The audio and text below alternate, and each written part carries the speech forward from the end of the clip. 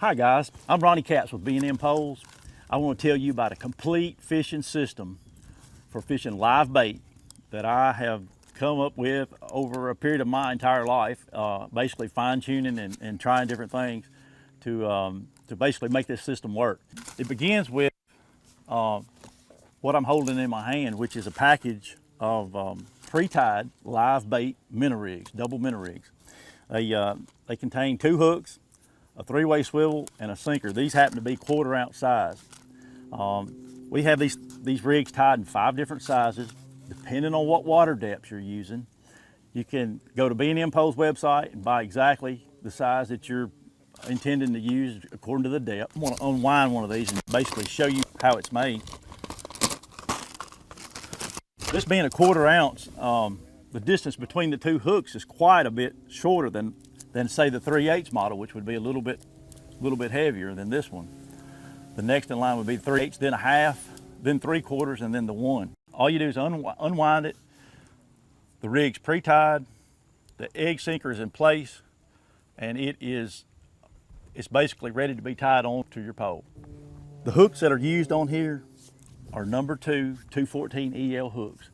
They're probably the only hook that I know of that will basically flex like it does and give you the advantage of getting unhung as opposed to breaking the line on the rig. The rig's line is as small as we can get to accommodate that hook, if you will. With the rig, I also have a pole that goes with the rig for supporting the little heavier weight. Most people that jig fish use graphite jig poles. My pole is a trolling pole. It's Capps and Coleman, 14-foot, 3-section trolling pole. It also comes in 12-foot models, 16-foot models. This happens to be a 14-foot here. Have a look at this because it's quite a bit of difference between the 14.3 CNC and a jig pole that I have right here. This jig pole also has a rig on it, but you can see the length of the butt, the stem of the pole. There's much more room for you to be able to put it into a pole holder and then get the rod out without having any confusion with your reel bumping your pole holder.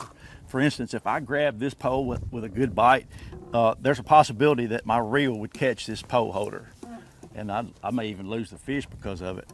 With the extended pole, but that's not a problem. The reel's completely out of your way, which I don't have a reel on this pole at this point. You can see there's much more room to play with. One of the big advantages that I have on this pole is this bell shaped butt to the pole. There's a couple of advantages actually to it.